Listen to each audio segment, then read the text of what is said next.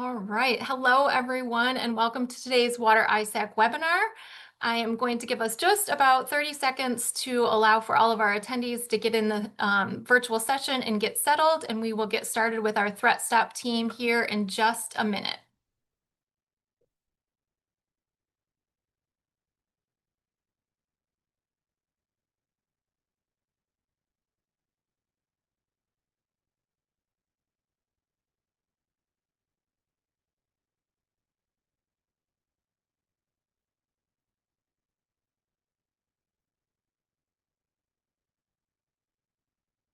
Okay, I know that ThreatSTOP is here with a whole lot of information they want to make sure that we get to our audience, so I'm not going to take up too much time, but I am Tracy Kinney. I'm the Director of Marketing and Events for Water ISAC, and it's my pleasure to introduce you all to the ThreatSTOP team.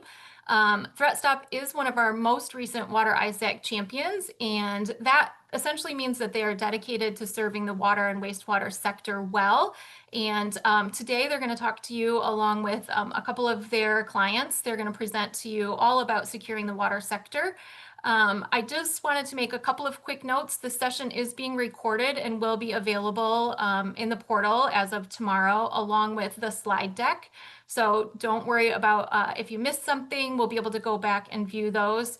And the chat is open. So we always love to see folks engage in the chat, say hello, drop a line where you're tuning in from, but also we'll save a couple minutes at the end. So feel free to put your questions there as well. And we'll table those till the very end so that everyone gets a chance to hear from the group and get those questions answered.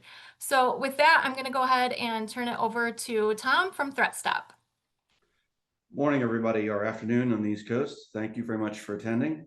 I think we have a great team here to show what's going on. Looking forward to a very informative seminar and hopefully some good feedback at the end. We have the guy who invented DNS and SMTP, Paul Makapetris, who's our chief scientist here. We have me. I'm the founder and CEO of ThreatSTOP. And we have one of our longest standing customers, the South Coast Water District, who I'm sure you would probably prefer to hear mostly from, describing exactly how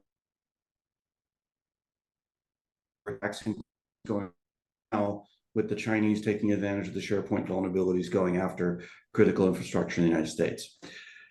The agenda is fairly simple. We're going to explain the general landscape with Paul, and then I will show how the policy elements are turned into practice generically, and then the South Coast Water District team will show how it works in real practice in an actual water district, and then hopefully we'll have some discussion and feedback with you guys.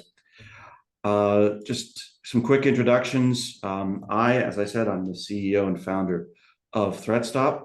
Paul is our chief scientist and invented the DNS and SMTP. And so you have the world's greatest expert on that subject to speak here. And then Brian and Vil are the actual practitioners who match you guys in the field. So without further ado, I'm going to hand it over to Paul. And Paul will explain how the threat landscape has evolved and where we're at today. Thanks very much, Tom. We can move on here, please. I'm going to start with some questions that were left over from the end of an EPA webinar that you folks at Water ISAC hosted, because I think these questions are really the meat of the matter. There was one person who said, why can't we just disconnect from the internet? There are situations where you can do it, but the bad news is if you want to have remote access, for example, if you can detect a leak, you want to report that you can detect a leak. And if you can detect a leak, you probably want to perhaps turn off the supply or notify the customer or whatever. So it's inherent in what your business that you want to be able to have information that gets out from even the closest, most worrisome operational SCADA networks to the outside world and back in. If something goes wrong on Christmas afternoon and you're at home, you probably want to be able to take a look at what's going on and perhaps remediate it. You have interactions with the cloud. More and more workload is moving to the cloud. Somebody is going to bring a laptop into your organization. Even if it's a trusted employee, they may have been infected somewhere else. So you got to worry about that. And consumer devices like your TV in the break room probably wants to talk to the outside world. There's lots of reasons why you can't 100% disconnect. The good news, though, is that you can tailor the access. At every router, firewall, DNS server, basically any enforcement device. You can think of as starting out with the internet. It's the ideal that is espoused by a lot of the educational world that's completely open. And what you want to really do is tailor it to your needs. If you're a water district in Southern California, you probably don't have any customers in China. And using the tools, you can trim the internet and tailor it to just provide the connectivity that you want. You can get very close to the ideal of the so-called air gap. Next slide, please. The other question that got asked was, do I have to listen to, obey, coordinate with? I'm not sure exactly what was meant by the question here. With CISA, if I follow the EPA guidelines, well, yes. I mean, obviously, there's a lot of people that are out to help you, whether they're the state, city, county, or different parts of the federal government. And I know it can be very frustrating to try and deal with multiple diktats. So one of the goals in what you've come up with here is you ought to view this as an opportunity, or perhaps transform it into an opportunity where all of those pieces of information, as much as possible, are automatically put together and downloaded into your infrastructure. You want to be able to configure it once and then let it run, and only if there's some big change should you have to really get involved. That's what you want to have happen. And we're going to talk about our approach to trying to get there. And if you want to, you could have all the water districts of California, for example, all look at a particular threat list that they jointly compose and share among themselves, and doesn't have to be shared by the people in Iowa. But you can share this information or decide who gets to take care of the threat intelligence and share it however you would like, all automatic and in the background as much as possible. Next slide. One of the questions I get asked a lot being a DNS guy is, well, I have a firewall that does IP defense. Why do I need any of this DNS defense? And the answer is that either of them is somewhat effective, but the combination has a lot of synergy. I'll give you an example of that. Suppose you have a bad actor and they're creating thousands or millions of bad domain names for using spam, so that it's all unique and you can't just look at it and filter it out. They never have to reuse a precise domain name over and over in their attacks. But they're going to have a finite amount of DNS servers, their own, that are distributing that DNS information, and you can block them using IP blocking. The other thing to remember is a lot of people talk about how DNS's purpose is to serve IP addresses. Actually, and I invented it, DNS's purpose was to replace IP as an identifier and to give you identifiers that are a lot more useful. So today, DNS domain names are used for many more things than IP addresses. They're used to identify organizations. They're used to configure email service. Goes on and on. I think there's about 100 different uses that have been proposed, and probably about 30 that are in wide usage. So the point is that IP can help you protect your DNS, and DNS can take care of all of these URLs and so forth. And there's a synergy there. Next, please. So we're going to talk a little bit about the fifth domain. You can see me sitting there reading the book. This is from Richard Clarke, who I think was the country's first cybersecurity czar. At any rate, I think he came up and certainly publicized the fifth domain of cyber warfare. And that's cyber along with, space, sea, air, and land. And it's a very useful concept. One of the things I can say about his books, by the way, is that I found his credibility to be greatly enhanced by the fact that I read several of his books years after they had been published and found out that his predictions were pretty much on the mark. So I'd highly recommend taking a look at what he has to say. Next, please. So what's different about this from the other battlegrounds? Time is of the essence. Things can happen. Time can be your ally. If you can update your threat intelligence very quickly, that's good. If what you can do is, for example, decide that you're not going to pay attention to domain names or websites that haven't been around for a week, at least that they had to pay for the domain name registration rather than using a fraudulent credit card. That happens a lot. So not talking to people that are new is one of the services that's available out there. We can integrate that with your blocking and your tailoring.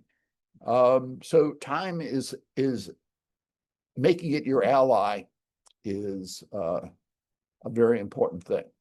Another thing is that you can catch the preparation. In other words, people who are out to set up attacks oftentimes have to prepare by registering stuff. So you can take a look and try and catch that before. You might say, well, gee, there's an awful lot of information here. Yeah, there's multi-billion-dollar efforts out there in large organizations to look at all this data, integrate it all. Taking in more data is seen as a virtue to give you better results, but you don't want to necessarily do it yourself. So we can help you with that. Sometimes the motivations are from an attacker who doesn't care about how much they're going to spend in order to cut off the Los Angeles water supply, say. So that could be a nation state. Sometimes it's plain commercial, and sometimes the commercial ransomware people happen to be a nation state. So it comes in a number of different shapes and form. Next slide. So when we take a look at this and how does it relate to utilities, they're very strategic targets. I was thinking the other day, I think water actually is the utility I would least like to lose because I have backup power and I live in Southern California, so I don't necessarily need my heat, but I certainly need my water. But all these things are increasingly interconnected. One of the things that Richard Clarke refers to in his book is that the first attack that involved computers and pipelines was done by the US versus the Soviet Union, and it was the Soviet Union at the time, whereby we supplied them with, they requested equipment from the US that was embargoed. So when they got refused, they requested it from Canada, and the Canadians asked a different part of the US, what should we do about this request? And they said, well, we'll give you some specially configured equipment to send to them. And the pipeline blew up. This sort of thing has gone on, sometimes through inadvertence. There was a famous town in New England that burned down just due to pilot error, a mistake in the way things were set up, not due to any attack from the outside, at least as far as we know. And the overpressure in the gas line set a bunch of things on fire.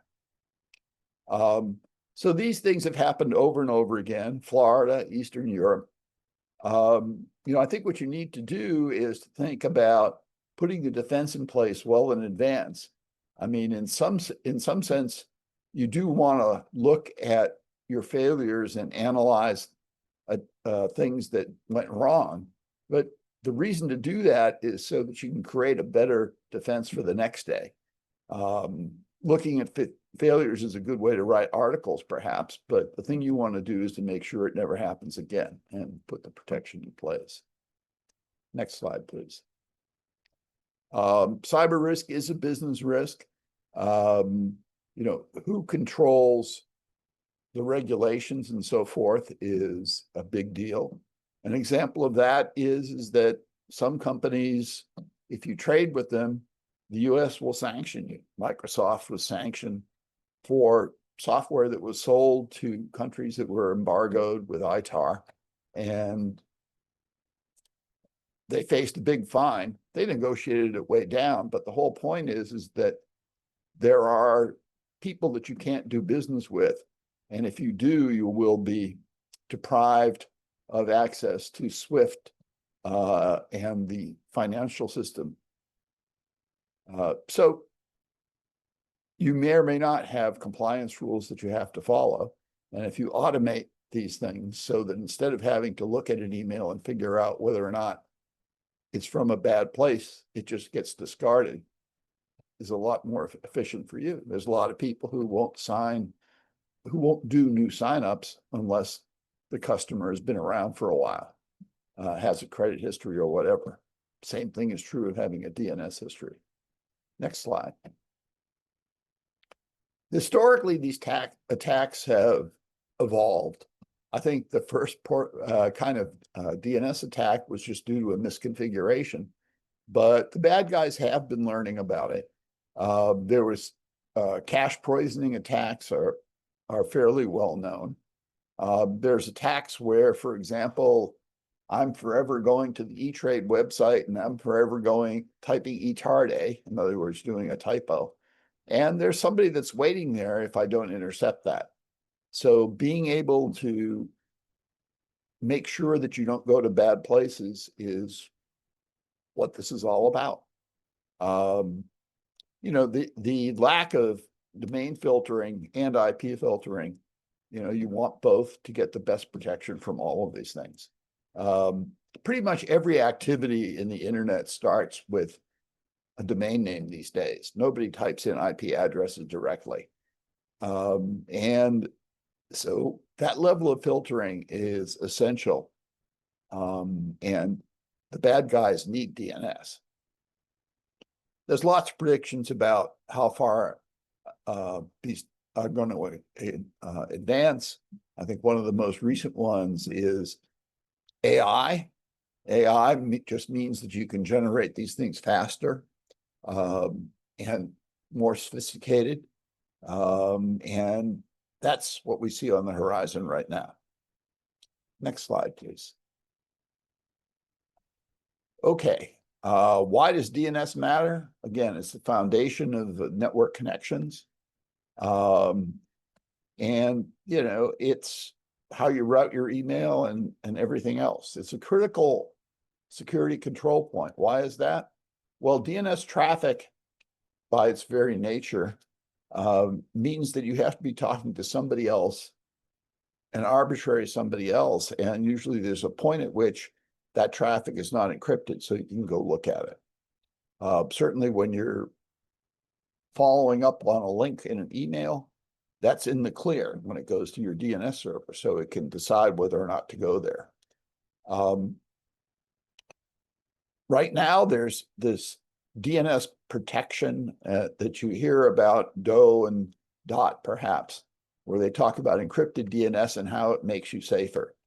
Well, it means that there's an encrypted pipe, but if what you're talking to at the other end isn't working in your interest, it doesn't help. We think that the best way to get protection is to run your own DNS server so that it can decide what you see from the outside world and what you don't choose to see. You don't necessarily have to run that on your own physical machine. You can just run it as a cloud service. But it's probably important for you to be in control of that and select what you want to be whitelisted and blacklisted, what you want in and out, what's suspicious, what you think is harmful. If you don't know how to run a cloud service, if that seems too complicated, we always tell people use Quad 9, which is a free service that we support, which filters things out. But you have to realize that some of the big DNS services that are out there are also the ones that host Hamas, for example. And you wonder whether or not serving content or protecting the end user is going to be a priority, and you can figure out who pays. Next. Water utilities, your prime targets. You have all the alerts. You've certainly heard from all the people that want to regulate you about what's important. It has a direct impact on public health and safety. Your infrastructure may not be as new as you would like it to be. And there's some very small systems out there that don't really have a lot of IT expertise. So, we try to approach a ThreatSTOP that issue by letting you be as involved or uninvolved in the DNS and IP defense as you want to be. You can come and say, hey, we just like the basic stuff and filter out everybody that's bad. Or you can tune it precisely. If you're in a particular location, you can tune whether or not you want to talk outside of California, for example. All that's possible. Next, please. There's all of this information about why you're a target. I think you probably already know that. Certainly CISA has seen it all. We'll hear from our friends down in the South Coast about whether or not they feel that the bad guys are coming after them. There's limited resources. It's the same problem over and over. Historical underinvestment in cybersecurity protection. The one good thing that ThreatSTOP offers is that we're in general not going to tell you that you have to add new hardware. We're just going to say that what you ought to do is you ought to do more to tell the existing hardware who the good guys are and who the bad guys are, and connect with customers and disconnect from threats. Next slide, please. DNS, I suppose, I do feel a little sort of far the hood here. But again, it is an effective control point. And the other thing that you want to do is not only block stuff, but you probably want to analyze whether or not there's anything that's coming out from inside your organization. What that typically means is that means that somebody has brought an infected computer in, or somebody's clicked on the wrong email or whatever, and there's a problem. You want to be able to detect whether or not you're infected and deal with that. DNS monitoring and the IP monitoring can help you out with detecting those kinds of infections. You can integrate it with your other kind of threat intelligence. But the whole idea here is that this is probably the one place where you have the most leverage about controlling who you can talk to and who you can't. The security people will tell you about all of their exotic services that they offer, but really there's only two kinds of service. One of which is a kind of defense based upon where something came from, whether or not you like the source. And the other is trying to take it apart and look inside and see if there's anything dangerous. You can't really do the second 100% regardless, but you can tailor your internet using DNS and IP. Next, please. Okay, so again, the authorities in this area like to talk about how the internet has a lot of technologies at the bottom and a lot of applications at the top. We're at the chokehold, and everything converges with the IP headers and DNS, and those are the things that in certain contexts can't be encrypted, so you can decide how to tailor your internet. So I think that's the end of my section. I'm going to turn it back over to Tom.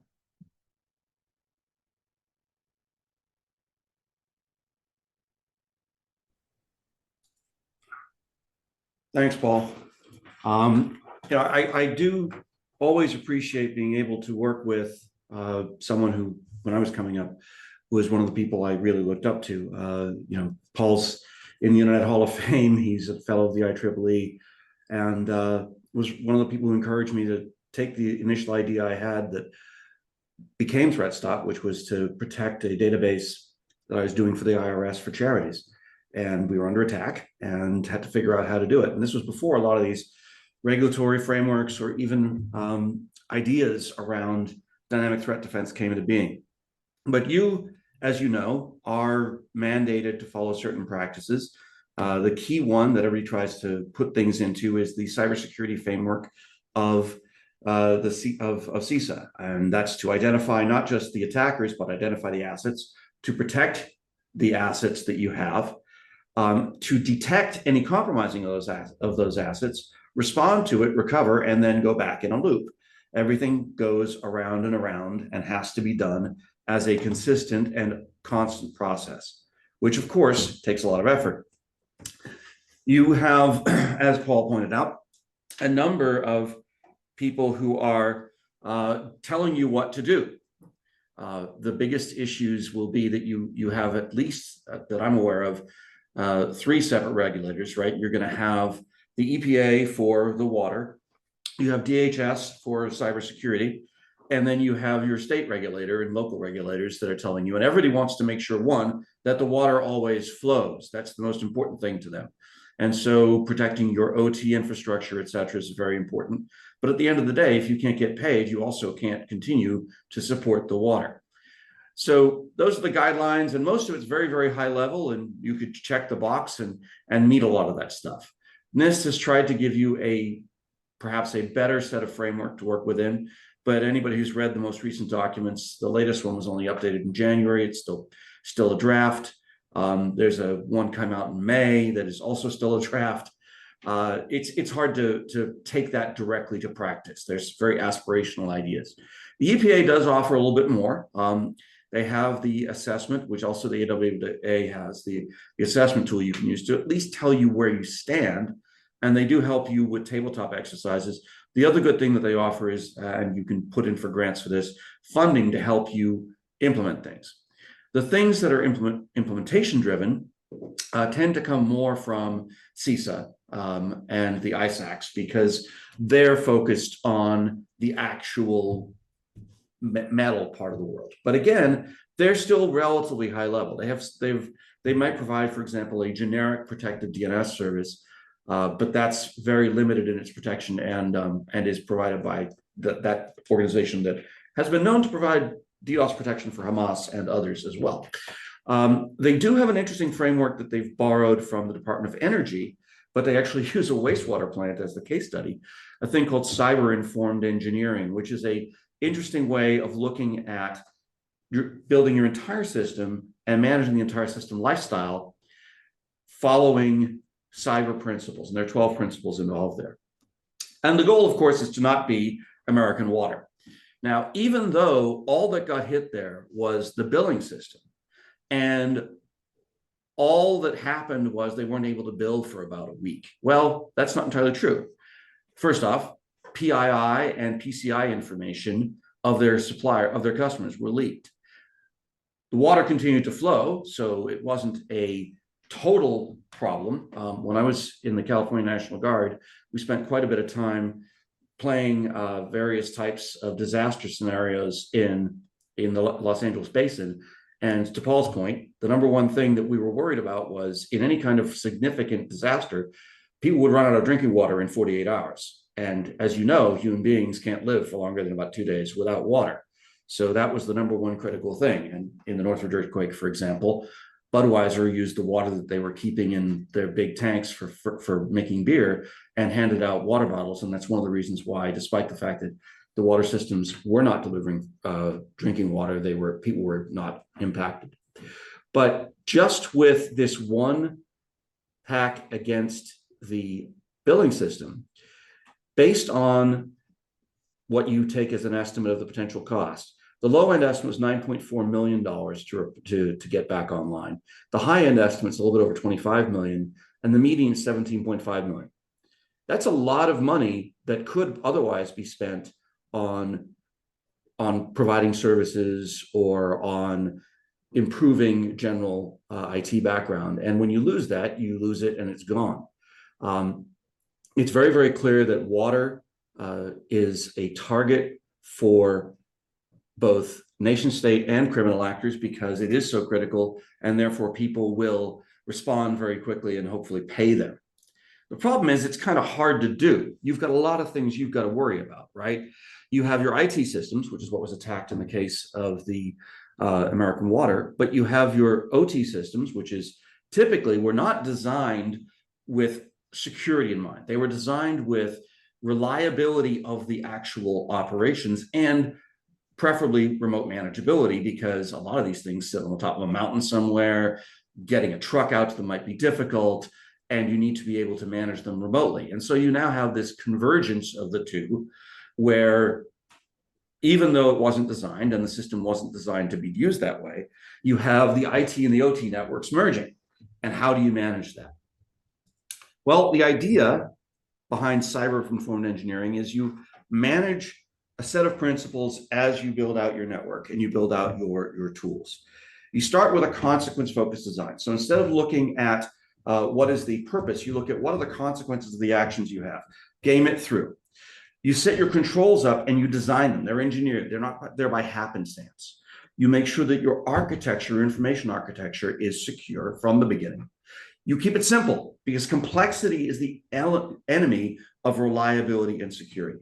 You also make sure you have layers, that you have contextual environments where things are limited to what is needed at that layer. That defense has to be active. Your attackers are dynamic. They're changing their tactics all the time. You have to adapt on the fly.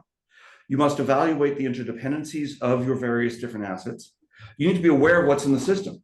And as things come up and go down, you need to keep monitoring for that. You need to control the supply chain of your cybersecurity and other tools. You need to make sure that you have continuity of operations, planned resilience at all stages of the system. You make sure that you control the information about what you're doing, that only those who have a need to know what you're actually doing have access to it. And then you want to make sure that security is part of your culture, that you make people able to think, and also able to integrate into their workflows how that security is going to be part of everything. The result of that is to try to get you to the highest tier of cybersecurity maturity. If you have less than 3,300 subscribers, you can get away with tier 1. You're allowed to get away with tier 1. That's just sort of getting some idea of what you're doing. If you have more than 3,300 subscribers, the requirement is that you are at least risk informed. You have to actually do an assessment, and you have to send that assessment up to the EPA. What everybody wants to do is move above that level. Tier 3 at least means you have a set of processes that you follow, and they're repeated. But at the end of the day, because you're dealing with dynamic attacks, you want to be adaptive. You want to adapt to the situation as it changes. Continuous improvement, continuous updating of your defenses as the attackers and their methods change, where they're going changes, and what they're coming after changes. There's a lot to do there. It's also, as Paul pointed out, difficult to do manually or with a reactive posture. You have to do it with a proactive posture. There's a model put forward by Lockheed Martin that is related to how do you actually disrupt an attacker. And there are opportunities at the stages of how they attack. So an attacker will start off by trying to enumerate the opportunities to attack you. They're going to scan for vulnerabilities. They're going to try to find information about your people. And they will then turn that into a weapon. Say, okay, this is what I'm targeting.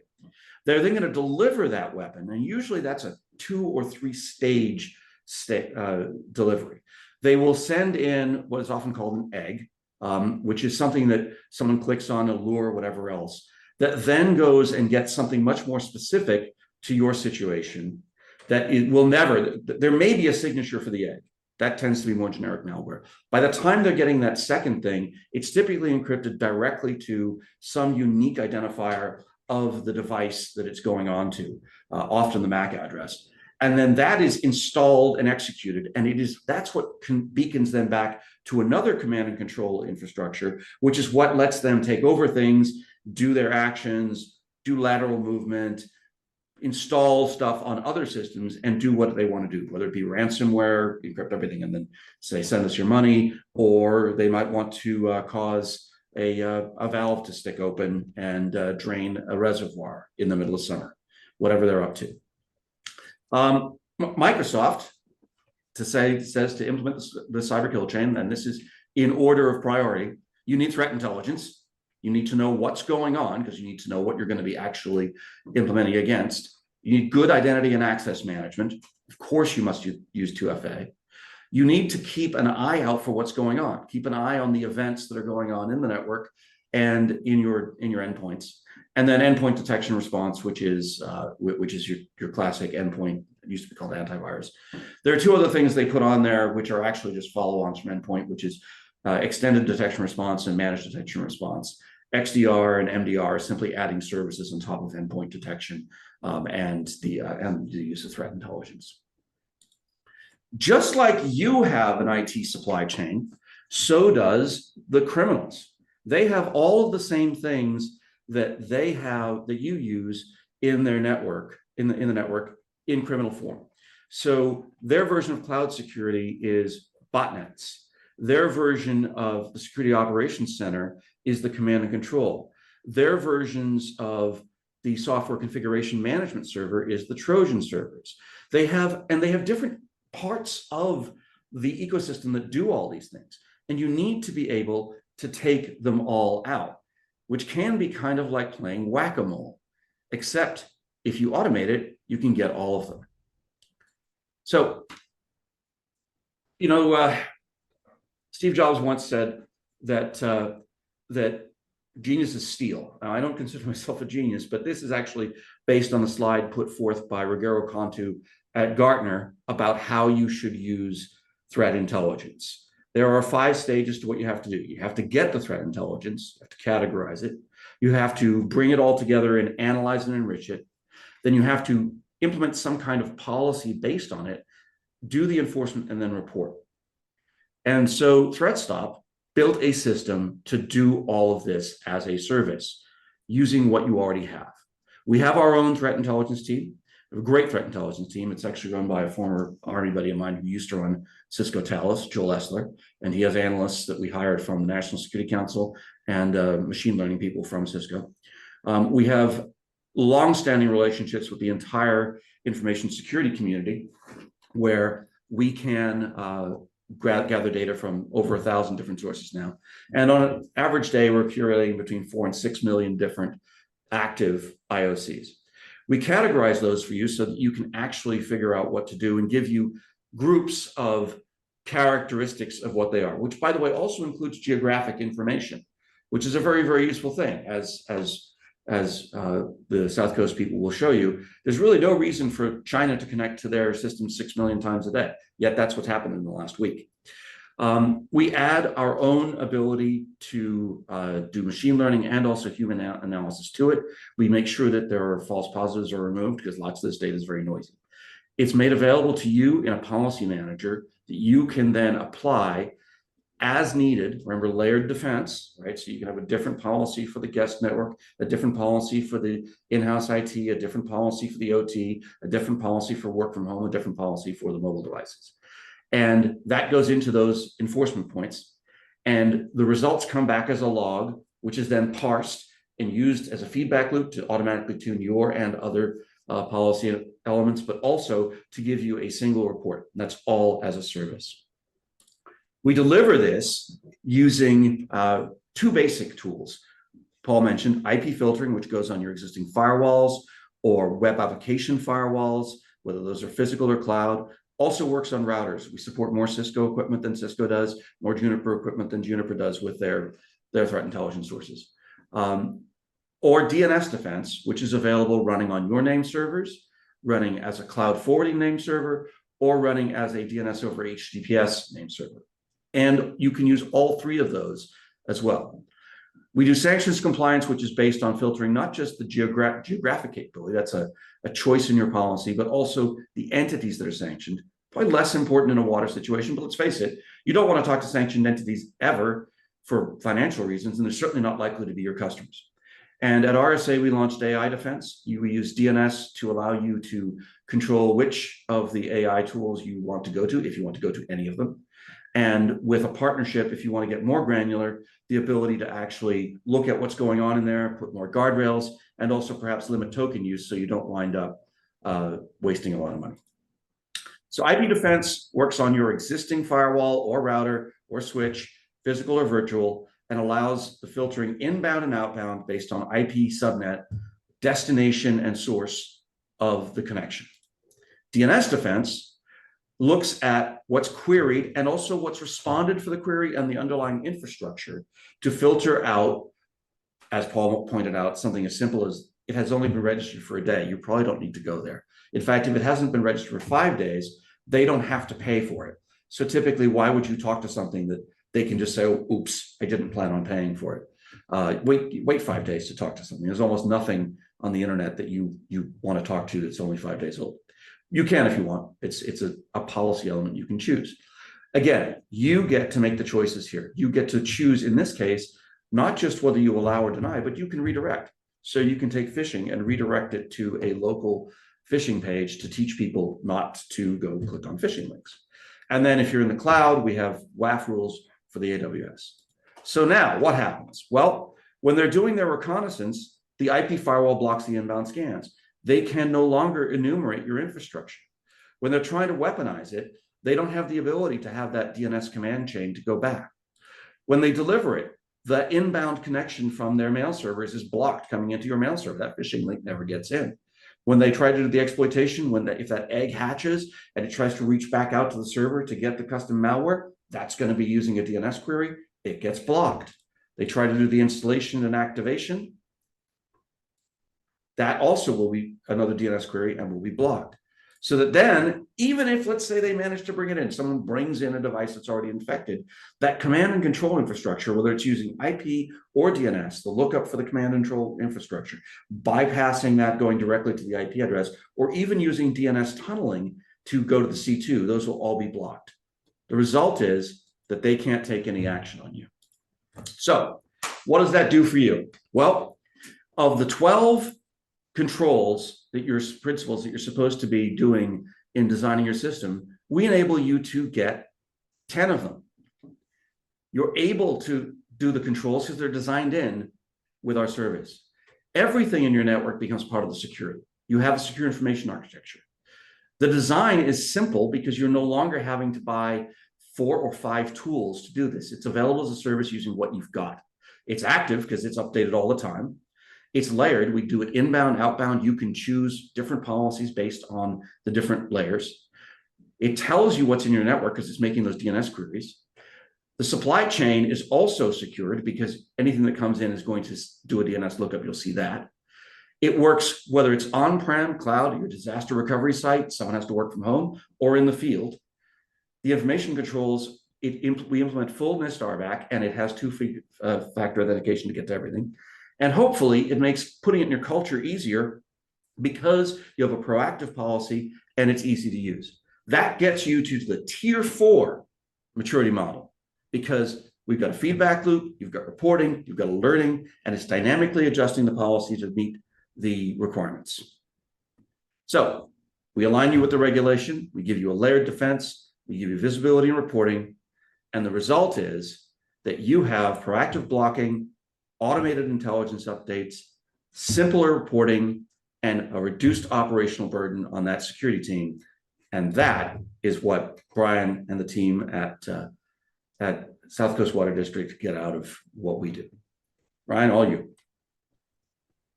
Good afternoon, everyone. I'll wait for Vil to get his screen up as well. Morning, Vil. How you doing? Or yeah, it's morning here still.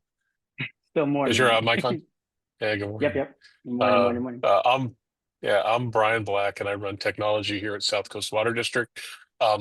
We're a full-service water utility. We do potable water and wastewater, as well as recycled water, delivered to the what we'll call the Riviera of Southern California, the cities of Laguna Beach, Dana Point, and Capistrano Beach. We also are dealing with a wholesale water entity that we also contract run, and they deliver water to some of the other surrounding areas. So we're a small little district, but we're pretty mighty as far as what we have to do. And we have a lot of things we have to protect. We have 3 distinct SCADA systems plus all our normal enterprise and digital things. I want to introduce Bill Acuna. He's our senior systems engineer here. He does a lot of the groundwork and making all the magic happen here as far as cybersecurity and things like that. And we're here to talk about ThreatSTOP and our experience with ThreatSTOP. We've been customers for well over 10 years. I think we started in 2012 or something like that. 2016? 2016. I'm sorry. About 10 years. So, and you can go pop up the next slide. And go ahead, Vil, introduce yourself and kind of give a quick little bio of what you're about. Yeah, I've been here at the water district for about 12 years. So I think the IT staff here in the district's probably the longest standing crew. So, so we keep it protected for the last forever since I've been here, and before that with Brian. And never ends. Never ends. It never ends. So, and we're here to talk about our experience with ThreatSTOP. I kind of coined this term a little while ago. It's like, ThreatSTOP for us is our first line or last line of defense. It provides us a solid multi-layer protection. It helps protect all of our enterprise and operational assets. It helps secure our inbound traffic, preventing, and also prevents us from going to outbound to malicious places there for command and control. And it really delivers a solid value for us and exceptional. And it's also augments some of our other best in breed security solutions like MDR and EDR. Vil, I did want to ask you a quick question about, what do we have installed and how did that installation process go? And kind of what were the effects of it once we got it installed? I know that was a while ago, but you probably have pretty good memories of that. So go ahead. No, not a problem. Yeah, we've done this actually a long time ago, as Brian said, but we've updated and upgraded the platform as time progressed. So we have the IP and the DNS defense in our infrastructure. Those were pretty quickly. They have a virtual machine that you could just download from their site for the DNS one, install in a Hyper-V or VMware. It's pretty much instant. We could get it up and running, configured as long as the policies are already there. And they use pretty much the same policies to a degree so that you don't have to really recreate anything once it's already up and running. So that took about maybe a half an hour to an hour session, get that up and running, especially if you have the virtual machine already up and running. As for the IP defense, we even have, that one's an old one that we've had. We had old appliances, systems, put Viata, installed it, ran the config. That one we were up and running in an hour. So like those applications are so easy and to set up and start getting your defense up and running without not a lot of cost, things that you might already have available to utilize. Let's put the next slide up, because I think that kind of helps illustrate kind of what you've just talked about. So, it sounds like, I was very part of it. It was a very simple implementation. It worked really, really simply. We've done a fair amount of other implementations with other MDR and EDR systems since then to help augment our security stack and kind of add those things to it. It was nothing in scale to what we've had to go through with some of our other implementations. I'm not going to mention brand names because we like them and they're good partners, but we were on a call with one of them earlier today. That took 6 or 8 weeks or more of that. And then one of the other ones with this has, does the EDR stuff. That one was 3 or 4 months for us to implement and put across our thing. This took literally a few days to get to a place. Once it was installed, how did we notice a difference? I noticed the difference in the sense that I don't have to worry about certain places to go to, but it's very seamless. The things that they do notice is certain sites are being blocked that maybe they weren't allowed to, which is good. But like there's certain things that was probably and if it's something that we allow, we consult with ThreatSTOP. It's like, hey, is this site really compromised? And they give us a legitimate saying, no, it may be a false positive, but rarely it is a false positive, and we either allow it or deny it at that point. Or if we do allow it, we monitor it. So pretty straightforward. That's really the great experience that we've had with them. Yeah, that's good. So, we've had continuous protection since 2016. It's been unwavering. It's been solid. It's been really good. It's a comprehensive security suite. So, we are an active member of, what was that, tier 4 that Tom just had up on the thing there, the adaptive piece?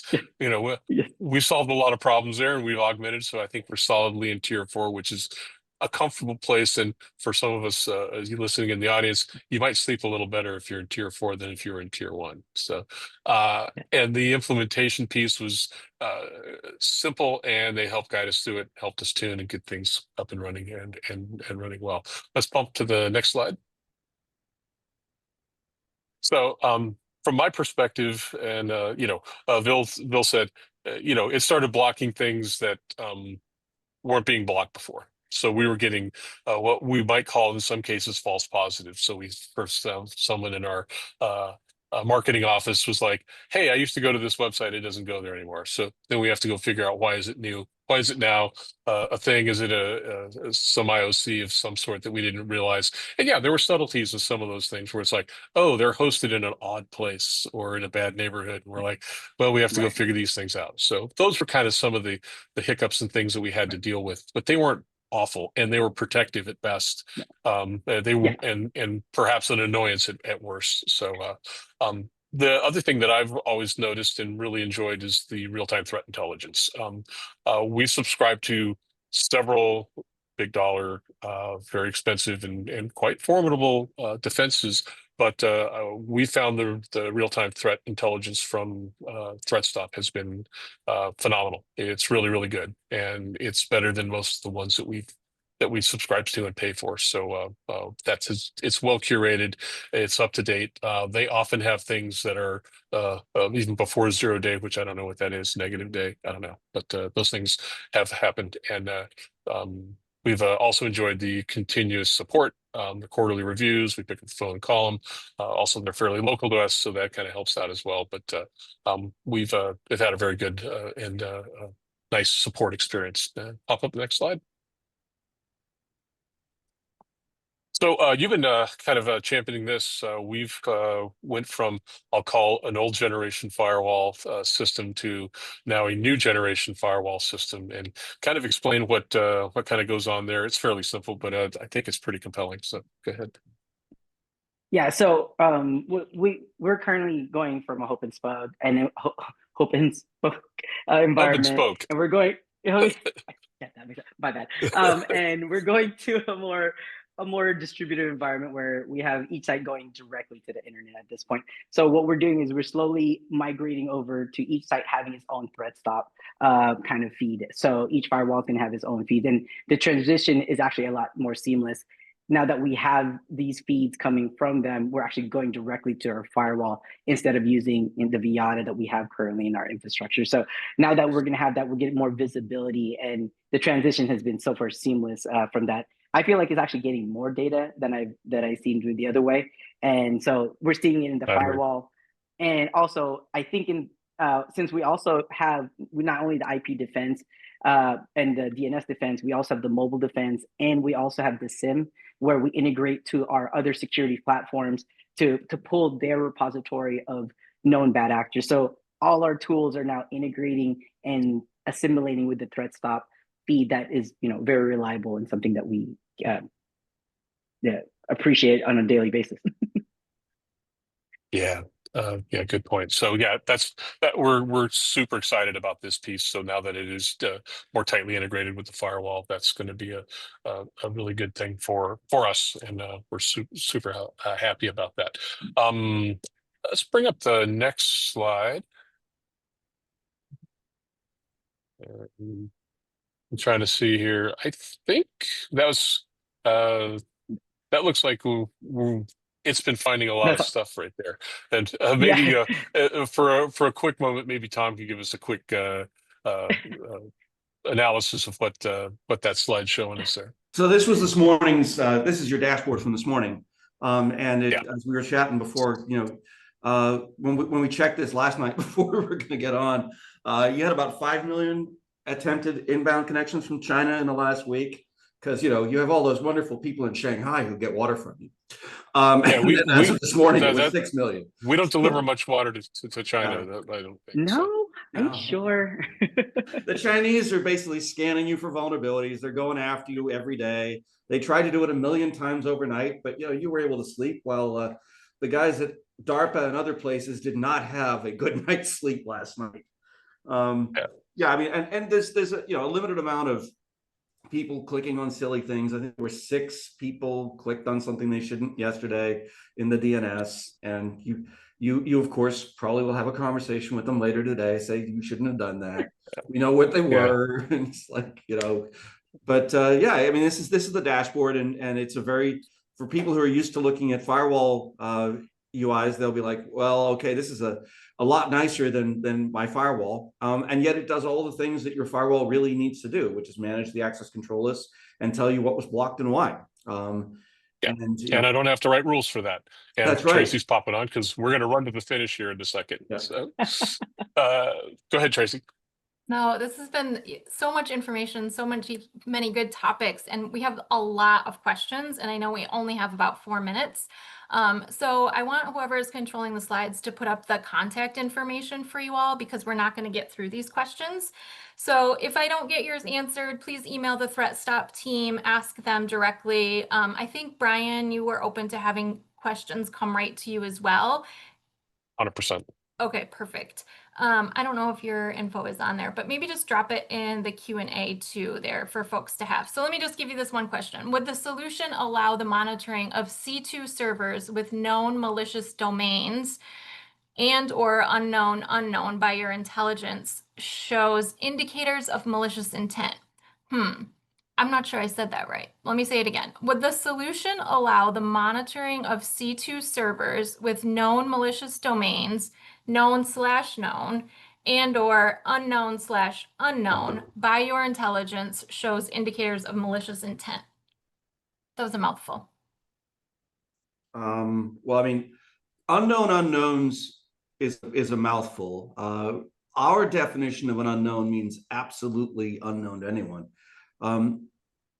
We detect things that are new that nobody else knows about, frequently long before anybody else does, because in addition to the data that we have through research and through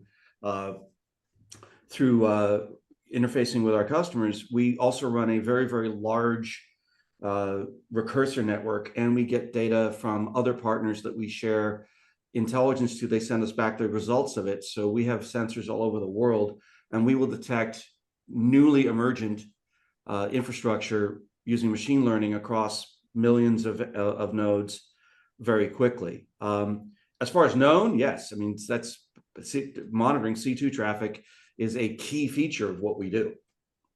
So.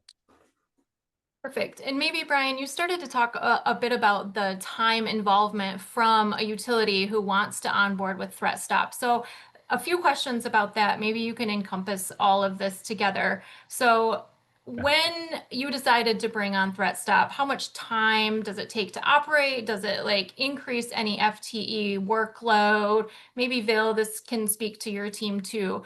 But if a utility wanted to bring on ThreatSTOP, what kind of manpower is that going to require in terms of resources? You're probably not going to you will not have to dedicate an employee to it. You'll probably dedicate maybe a couple hours. I would say you're probably going to dedicate maybe a couple days to get up and going, and then you'll probably have a follow on for maybe a month of maybe a few an hour call here and there, maybe once a week to kind of get things up and rolling. Does that sound about right, Phil? That's about right. Yeah, once you have it set up, and the key word is making sure that you have things pointing to it.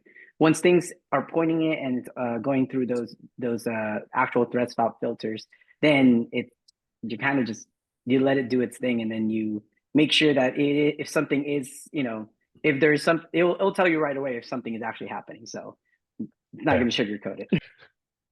Yeah, if I got an assessment like yesterday, or I feel like I'm really itchy about, we've got this SharePoint thing vulnerability going on and I need protection, what would I do? get ThreatSTOP. 2 days later, I'll be like sleeping a whole lot better. That's great to know. Perfect. Okay. In the case of time, I do know I wanted to point out that for Water ISAC folks, there is a free trial that ThreatSTOP is offering. I think that sounds invaluable as a great opportunity. So please be sure to reach out to the ThreatSTOP team, reach out to Brian, get your questions answered peer to peer. I think that's always super helpful too. So again, thank you so much, ThreatSTOP team and Brian and Vil. It was really great to have you all here.